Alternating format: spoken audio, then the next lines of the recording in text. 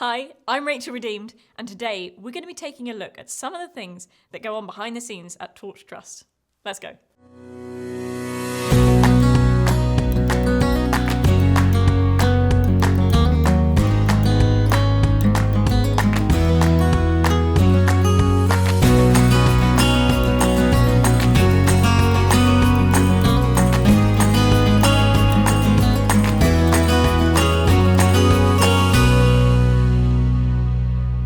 Client Services with Torch Trust. Hello, I'm Rachel. Hi Rachel, nice to meet you. Really nice to meet you. It's Mandy. Yes. You're in Client Services. What goes on here?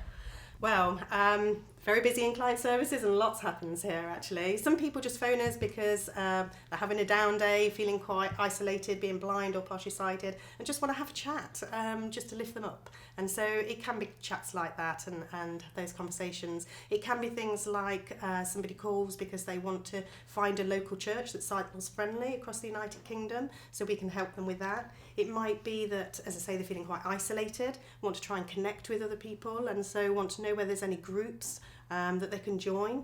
It could be that they want to go on a holiday and want to hear more about our holiday programme. Holiday programme. I want to hear about this. You book holidays? Yes, we do have a Torch Together holiday programme, and it's our personal holiday programme that we book people onto, and yeah, we run so many of those a year. So for those with sight loss or who are blind, they can come on a trip away? Absolutely, and bring their guide dog too if they have one. So lots of Love fun that. to be had. And we want people to join and have fellowship and feel like they belong, and that's what those holidays are around. So if someone was losing their sight or they were blind and they wanted to access kind of Christian books or Bible, or what would happen if they'd give you a ring? What happens then? Yeah, so we will find out really what their needs are and what their journey is, what they're looking for. Everybody's different. So for some people, they can no longer access their Bible, so want to know whether they can access it in a different way. For example, many people are looking for audio. We have something called a Pathway player, which is a little audio player which has the New Testament on it. I won't go into too much detail now, but that again, we've had some fantastic feedback from that, and people like chaplains have been giving them out to people with sight loss in care homes and various different things, and it's been really transformational. It could be that they're a really keen reader and can no longer read, and we've got a free lending library, and that is really popular with people whether they are partially sighted or blind, because of course it's free, and then there's articles to the blind, and so it doesn't cost anything for us to send the books out, it doesn't cost anything to return them. And so for them, they can access all the genres, etc. within our library, and have all that spiritual material to hand. So if they wanted to take a book out, if they, I guess, would they get it in a big font or would it be in Braille? How would that work? As I say, it will be to suit their needs, so it depends on their personal circumstances. So for some people, for example, they've been blind from birth, and so many of those will have audio, some will have Braille, but not everybody. So everybody's circumstances are different. For some people, it's large print.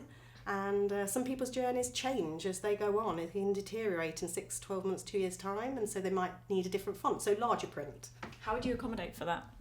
So people ring usually as their situation changes. So as it changes, we in a way start that process again and just see where they're at and go with them on that journey so that they feel really supported. If I knew my sight loss was going, but I wasn't quite sure what I was able to read size-wise, how would I go about getting the right kind of font? Yeah, sure. Well, we do have a sheet with all the different font sizes on, the point sizes, and we can send that out to people so they can work through that and see what works for them.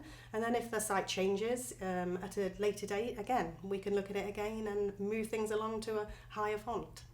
Say if someone wanted to get involved in a local church, how would that work? Okay, generally people call us and say, can you please let us know, is there a church near me that can accommodate me with sight loss? And we do have churches around the United Kingdom who are trained people who we really do encourage to support people through their journey with sight loss and help them into that church community, feel part of it.